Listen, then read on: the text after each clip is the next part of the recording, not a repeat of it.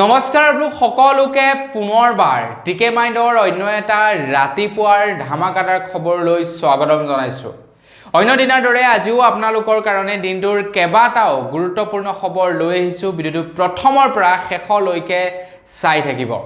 তো আজি বহুকেইটা খবৰ আছে, বহুকেইটা ধামাকাদাৰ খবৰ আছে। গোটেইকেইটা খবৰ ক'বলৈ গ'লে আমাৰ অসমৰে ওপৰত।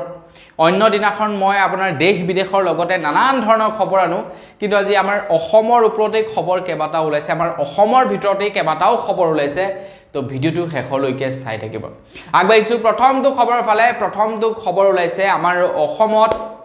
ঠিকাভিত্তিক যিসকলে নেকি শিক্ষকতা কৰি আছিলে, তো তেওঁলোকৰ কাৰণে এটা ভাল খবৰ ওলাইছে। তো বন্ধু বান্ধৱীসকল, ভাল খবৰ মানে কি, অলৰেডি যোৱাকালি আমাৰ অসমৰ মুখ্যমন্ত্ৰী ডক্টৰ হিমন্ত বিশ্ব শৰ্মাদেৱে প্ৰায় 23,956 জন ঠিকাভিত্তিক শিক্ষকক নিয়মীয়াকৰণ কৰিলে। মানে যিবিলাক নেকি আপোনাৰ টেট শিক্ষক আছিলে, তো তেওঁলোকক মানে নিয়মীয়াকৰণ কৰিছে। যিবিলাক নেকি ঠিকাভিত্তিক শিক্ষক আছিলে, তো তেওঁলোকক নিয়মীয়াকৰণ কৰিলে যোৱাকালি। প্ৰায় 23,956 জন লোকক নিয়মীয়াকৰণ কৰিছে। তো আপোনালোকৰো কোনোবাই চাকৰি লাভ কৰিলে নেকি, মানে আগতে ধৰি লওক ঠিকাভিত্তিক আছিলে, এতিয়া নিয়মীয়া হ'ল নেকি, কমেণ্ট এটা কৰি জনাব। তো অসমৰ মুখ্যমন্ত্ৰী ডাঙৰীয়াই কৈছে যে এতিয়াৰে পৰা আমাৰ অসমত এই ঠিকাভিত্তিক শব্দটো নাথাকিব, এতিয়াৰে পৰা প্ৰত্যেকজন একোজন শিক্ষক হ'ব। মানে ঠিকাভিত্তিক শিক্ষক এই বস্তুটো নহ'ব আৰু ডাইৰেক্ট শিক্ষক। আগবাঢ়িছোঁ ইয়াৰ পাছৰটো খবৰ ফালে। এইকেইদিন মন্ত্ৰী হিমন্ত বিশ্ব শৰ্মাদেৱৰ ফেমিলিৰ সম্পত্তিৰ ওপৰত মানুহে আঙুলি উঠাবলৈ লৈছে। মই ইয়াৰ আগৰ খবৰটোত আপোনালোকক জনাইছিলোঁ যে আমাৰ অসমৰ মুখ্যমন্ত্ৰী ডক্টৰ হিমন্ত বিশ্ব শৰ্মাদেৱৰ পত্নীৰ মাজুলীতো মাটি আছে। প্ৰায় 18 বিঘা মাটি ক্ৰয় কৰিছে অসমৰ মুখ্যমন্ত্ৰী ডক্টৰ হিমন্ত বিশ্ব শৰ্মাদেৱৰ পত্নীৰ। তো এই সন্দৰ্ভত যেতিয়া নেকি ৰাইজে আঙুলি উঠাবলৈ ল'লে মন্ত্ৰী হিমন্ত বিশ্ব শৰ্মাদেৱৰ ওপৰত, তো মন্ত্ৰী হিমন্ত বিশ্ব শৰ্মাদেৱে প্ৰত্যুত্তৰ দিছে যে যেতিয়া নেকি কোনো এজন ব্যক্তিৰ যেতিয়া নেকি হোৱাইট মানি থাকিব, তেতিয়া তেখেতে য'তে ত'তে মাটি ক্ৰয় কৰিব পাৰিব।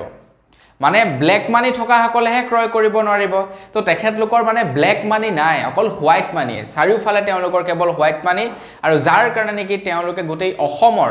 ইমূৰৰ পৰা সিমূৰলৈকে মাটি ক্ৰয় কৰিব পাৰিছে। এতিয়া ভূপেন বৰাই তাৰ প্ৰত্যুত্তৰত কৈছে যে আমাৰ অসমত এনেকুৱা এঘৰ মানুহ আছে, যি ঘৰ মানুহত কোনো ধৰণৰ ব্লেক মানি নাই, কেৱল তেওঁলোকৰ ঘৰত হোৱাইট মানি, আৰু ইচ্ছা কৰিলে তেওঁলোকে গোটেই অসমখন কিনি পেলাব পাৰে হোৱাইট মানিৰে। তো বন্ধু বান্ধৱীসকল, কি ক'ব আপোনালোকে এই সন্দৰ্ভত কমেণ্ট এটা কৰি জনাব। আগবাঢ়িছোঁ ইয়াৰ পাছৰটো খবৰ ফালে। আমাৰ ভাৰতবৰ্ষত বোলে খুব শীঘ্ৰেই ডিজেলৰ দ্বাৰা চালিত যিবিলাক গাড়ী আছে ন, তো সেইবিলাক বন্ধ হ'ব বুলি জনাইছে। মানে বনোৱাটো বন্ধ হ'ব, মেনুফেকচাৰিংটো বন্ধ হ'ব বুলি জনাইছে। আৰু অনাগত 10 বছৰত আমাৰ অসমত পেট্ৰল আৰু ডিজেল উভয়ে চলোৱা গাড়ী সম্পূৰ্ণৰূপে বন্ধ হ'ব বুলি জনাইছে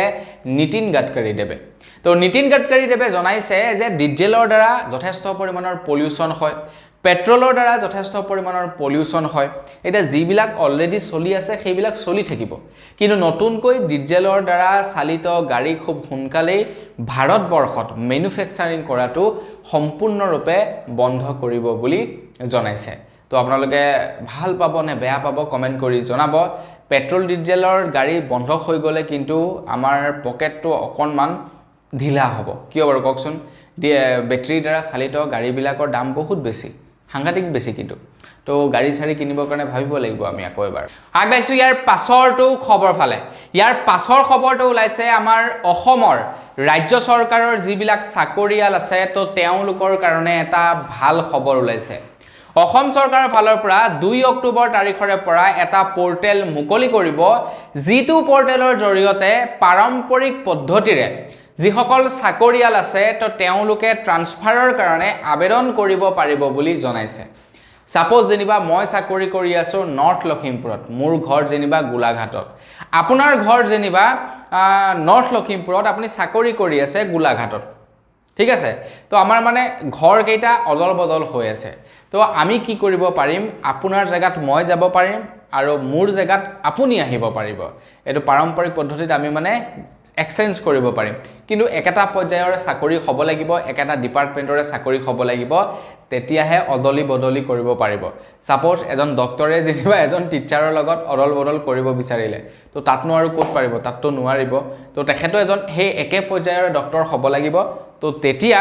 হলনি কৰিব পাৰিব তো সেইটো কথা মানে তো 2 অক্টোবৰৰ পৰা নতুনকৈ পোৰ্টেল মুকলি হ'ব তো তাত তেওঁলোকে এপ্লাই কৰিব পাৰিব আগবাইছো ইয়াৰ পাছৰটো খবৰ ফালে আজিৰ পৰা কেইদিনমান আগত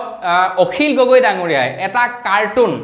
এটা কাৰ্টুন প্ৰচাৰ কৰিছিলে আপোনালোকে চাইছিলে না নাইছোৱা মই নাজানো কিন্তু মই মোৰ খবৰত আপোনালোকক জনাইছিলো তো কাৰ্টুন কপিত কি আছিল এজন মুছলমানৰ ডিঙিত উঠি আছিল অসমৰ মুখ্যমন্ত্ৰী ডক্টৰ হিমন্ত বিশ্ব শৰ্মাদেৱ আৰু সেই কাৰ্টুনখনত লিখা আছিল যে মিয়া 2026 চনৰ বৈতৰণী পাৰ কৰি নিয়া মানে মিয়া কেন্দ্ৰ কৰিয়ে এতিয়া 2026 চনৰ নিৰ্বাচন মানে পাৰ কৰিব বিচাৰিছে এনেকুৱা ধৰণৰ এটা মন্তব্য বুজাব বিচাৰিছিলে অখিল গগৈ ডাঙৰীয়া এতিয়া অখিল গগৈ ডাঙৰীয়া আৰু দেৱব্ৰত ডাঙৰীয়াৰ ওপৰত এতিয়া এজাহাৰ দাখিল কৰা হৈছে বুলি জনাইছে আৰু সেই এজাহাৰ দাখিল কৰা হৈছে হেয়া আপোনাৰ এটা বিশেষ পাৰ্টি যেটো হৈছে ৰাষ্ট্ৰীয় উলমা কাউন্সিলৰ তৰফৰ পৰা এজাহাৰ দাখিল কৰা হৈছে তো এই কাৰণে এজাহাৰ দাখিল কৰিছে তেওঁলোকৰ মতে ইছলাম ধৰ্মাৱলীক হেয় প্ৰতিপন্ন কৰাৰ চেষ্টা কৰিছিলে অখিল গগৈ আৰু দেৱব্ৰতে আৰু সেই কাৰণে তেখেত দুজনৰ ওপৰত এজাহাৰ দাখিল কৰিছে আগাইছো ইয়াৰ পাছৰটো খবৰ ফালে আপুনি বাৰু এই ভিডিওটো কোনখন ডিস্ট্ৰিক্টৰ পৰা চাই আছে মানে আমাৰ অসমৰ কোনখন ডিস্ট্ৰিক্টৰ পৰা চাই আছে কমেন্ট এটা কৰি জনাব তো খবৰ ওলাইছে 4 ছেপ্টেম্বৰৰ পৰা আজি হৈছে 3 ছেপ্টেম্বৰ অহা কালিৰে পৰা অৰ্থাৎ 4 ছেপ্টেম্বৰৰ পৰা লখিমপুৰত হ'ব কেবিনেটৰ বৈঠক আমাৰ মানে অসম চৰকাৰৰ কেবিনেটৰ বৈঠক অনুষ্ঠিত কৰা হ'ব অহা 4 তাৰিখৰ পৰা মানে অহা কালিৰে পৰা লখিমপুৰত তো আপুনি কোন ডিস্ট্ৰিক্টৰ পৰা ভিডিওটো চাই আছে কমেন্ট এটা কৰি জনাব তো মই আজি যেতিয়া নেকি আমাৰ নেশনেল হাইৱেটোত গৈছিলো মানে গাড়ী চলাই তেতিয়া মই আইডিয়া কৰিছিলো যে এনেকুৱা কিবা এটা হ'ব চাগে মুখ্যমন্ত্ৰী ডাঙৰীয়া আহিব নেকি আমাৰ এইফাললে মানে আমাৰ ইয়াতে নেশনেল হাইৱেত মস্ত কেইটামান গাত আছিল তাৰ পিছত আজি হঠাতে গৈ দেখিছো গাতগিটা ফ্লাপ হৈ আছে গাতগিটা মানে ভৰ্তি হৈ আছে মই তেতিয়া আইডিয়া কৰিছিলো যে আপোনাৰ কিবা এটা নিশ্চয় কাৰণ আছে তাৰ পাছত ঘৰত আহি যেতিয়া নেকি নিউজ চাইছো তেতিয়া দেখা পাইছো 4 তাৰিখৰ দিনাখন হিমন্ত বিশ্ব শৰ্মা ডাঙৰীয়া আহিব আমাৰ লখিমপুৰলে তো সেই কাৰণে গাতগিটা ফ্লাপ হৈ গল আগবাইছো ইয়াৰ পাছৰটো খবৰ ফালে আমাৰ অসমৰ যিসকল শিক্ষক শিক্ষয়িত্ৰীয়ে ধুবুৰী বা দক্ষিণ শালমৰাত প্ৰায় 12 বছৰ ধৰি কাম কৰি আছে ধুবুৰী বা দক্ষিণ শালমৰাত প্ৰায় 12 বছৰ দিন ধৰি কন্টিনিউ কাম কৰি আছে তো তেওঁলোকক এতিয়া নিজ ডিস্ট্ৰিক্টলৈ ট্ৰান্সফাৰ কৰিব বুলি জনাইছে এতিয়া তেখেতলোকৰ যদি ইচ্ছা থাকে তেতিয়া ট্ৰান্সফাৰ কৰিব যদি ইচ্ছা নাথাকে তেতিয়া ট্ৰান্সফাৰ নকৰে আৰু একেবাৰতে যে নিজৰ ডিস্ট্ৰিক্টত গৈ পাবকে সেইটো কথা নহয় তিনিটা পৰ্যায়ত তেওঁলোকক নিজৰ ডিস্ট্ৰিক্টৰ ওচৰলৈ নিব বুলি কৈছে সাপোজ প্ৰথমটো পৰ্যায়ত ওচৰৰ ডিস্ট্ৰিক্টখনলৈ নিলে তাৰ পাছৰ পৰ্যায়টোত হে একেখন ডিস্ট্ৰিক্টৰে অকনমান আতৰলৈ নিলে তাৰ লাষ্টৰ পৰ্যায়টোত তেওঁলোকৰ ঘৰৰ ওচৰৰে যিকোনো এখন বিদ্যালয়ত নিযুক্তি দিলে তো তেনেকুৱা কৰিব বুলি কৈছে কিন্তু যিসকলে 12 বছৰ ধৰি ধুবুৰী বা শালমৰাত আপোনাৰ চাকৰি শিক্ষকতা কৰি আছে তো তেওঁলোকেহে এই ট্ৰান্সফাৰটি পাব বুলি কৈছে আগাইছো ইয়াৰ পাছৰটো খবৰ ফালে জুৱা কালিৰে পৰা আমাৰ ভাৰতবৰ্ষত চলিছে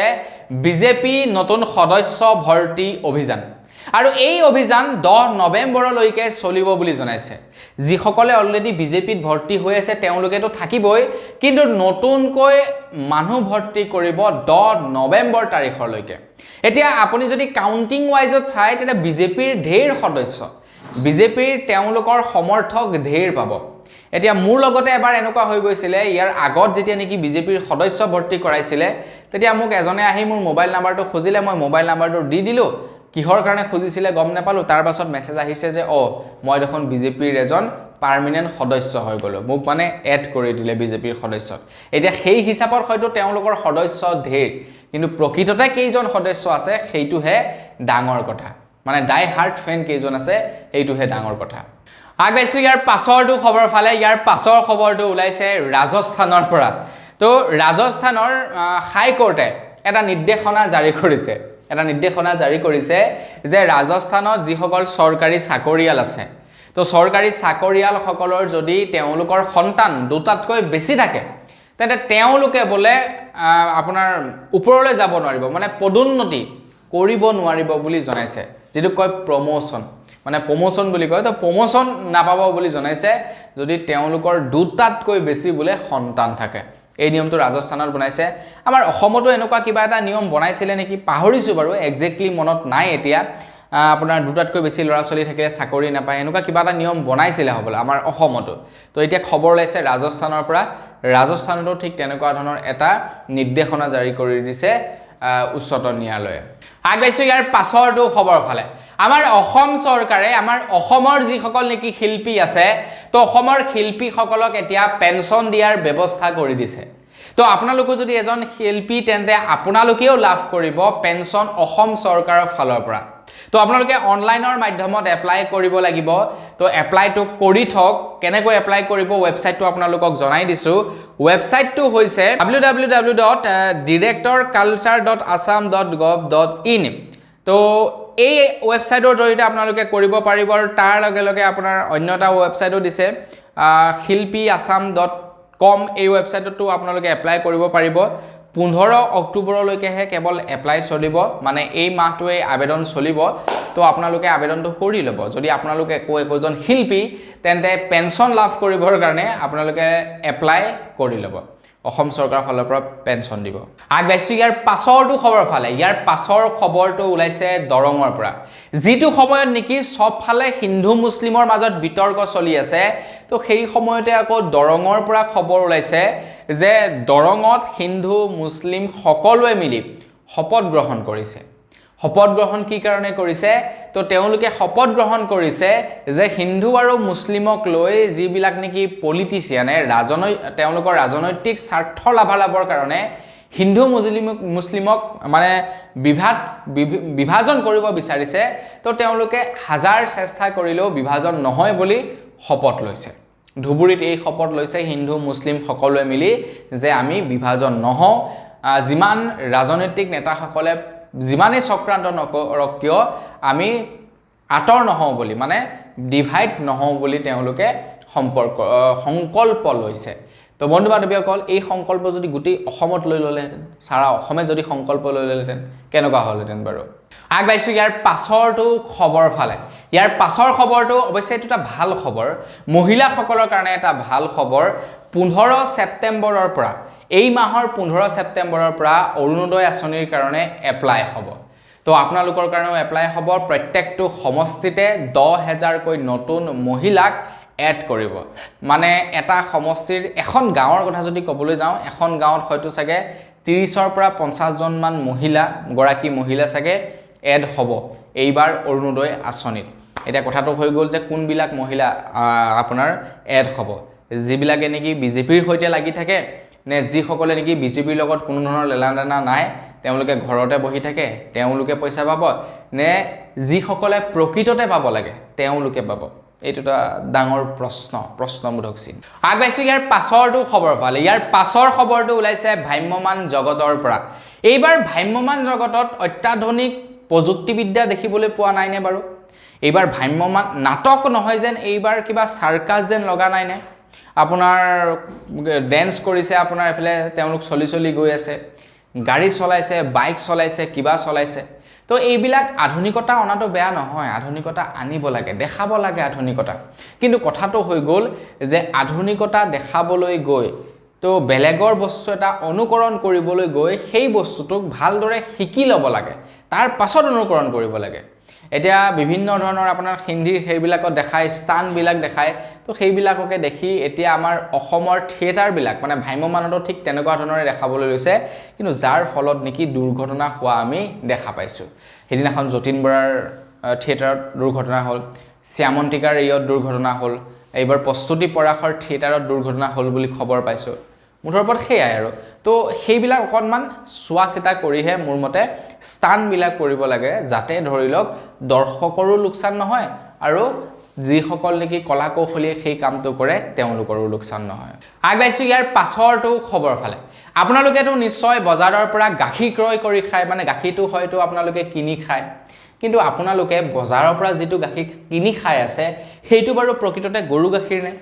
আপোনালোকক যে গৰু গাখীৰ বুলি কৈ গোৱাল বিলাকে বিক্ৰী কৰি আছে প্ৰকৃততে হেয়া গৰু গাখীৰ নে যোৱাকালি DY365ত এটা ভিডিও ভাইৰেল হৈছিল যেটো ভিডিও নেকি দেখা পাইছো যে কিছু লোকে কি কৰে গৰু গাখীৰৰ নামত তেওঁলোকে কিবা কেমিক্যাল মিক্স কৰি বিক্ৰী কৰি আছে কেমিক্যাল মিক্স কৰি তেওঁলোকে বিক্ৰী কৰি আছে আৰু সেই ঘটনা আমাৰ অসমতে হৈছে গতিকে আপোনালোকে যিখিনি গাখীৰ খাই আছে যিজন গোৱালৰ পৰা সেইখিনি বাৰু প্ৰকৃততে গাখীৰ নে কিবা কেমিক্যাল এইটো কিন্তু ডাঙৰ এটা কথা আগবাইছো একেবাৰে হেখৰটো খবৰ ফালে আমাৰ অসমৰ মুখ্যমন্ত্ৰী ডক্টৰ হিমন্ত বিশ্ব শৰ্মাদেৱ মুখ্যমন্ত্ৰী পদত মানে তেখেতে কৰ্মৰত হোৱা কেই বছৰ মান হ'ল বাৰু 3 বছৰ পাৰ হ'ল নেকি সাগে হয় না নহয় তো এটা খবৰ ওলাইছে অসমৰ মুখ্যমন্ত্ৰী ডক্টৰ হিমন্ত বিশ্ব শৰ্মাদেৱ মুখ্যমন্ত্ৰী হোৱাৰ পাছৰে পৰা প্ৰায় এতিয়ালৈকে 125 বিঘা মাটি ক্ৰয় কৰিলে বুলি জনাইছে আৰু এই তথ্য দিছে ভাস্কোডি শইকীয়া তো ৰাইজৰ দলৰ তেখেত এজন সভাপতি তো সেই তো মুখ্যমন্ত্ৰী ডাঙৰীয়া মানে আপোনাৰ যেতিয়াৰে পৰা নেকি মুখ্যমন্ত্ৰী হৈছে মানে হিমন্ত বিশ্ব শৰ্মা ডাঙৰীয়া যেতিয়াৰে পৰা মুখ্যমন্ত্ৰী হৈছে তেতিয়াৰ পৰা এতিয়ালৈকে 125 বিঘা মাটি ক্ৰয় কৰিছে 125 বিঘা বাপৰে বা তামান টকা আছে তেওঁলোকৰ না তো বন্ধু বান্ধৱীসকল বস আজিৰ ভিডিও জনাবলগীয়া খবৰ ইমান কেইটা আছিল মই আপোনালোকক আগতীয়াকৈ কৈছো আজি খবৰ আপোনালোকে বেলেগৰ নাপায় কেৱল অসমৰ খবৰ পাব তো খবৰ কেইটা জানি কেনেকুৱা লাগিলে কমেন্ট এটা কৰি জনাব যদি ভাল লাগিলে লাইক এটা কৰিব চেনেল যদি সাবস্ক্ৰাইব কৰে সাবস্ক্ৰাইব তো কৰি লব পুনৰ এটা ভিডিও লগ পাৰ খাজলে বিদায় মাগিছো ধন্যবাদ জয় অসম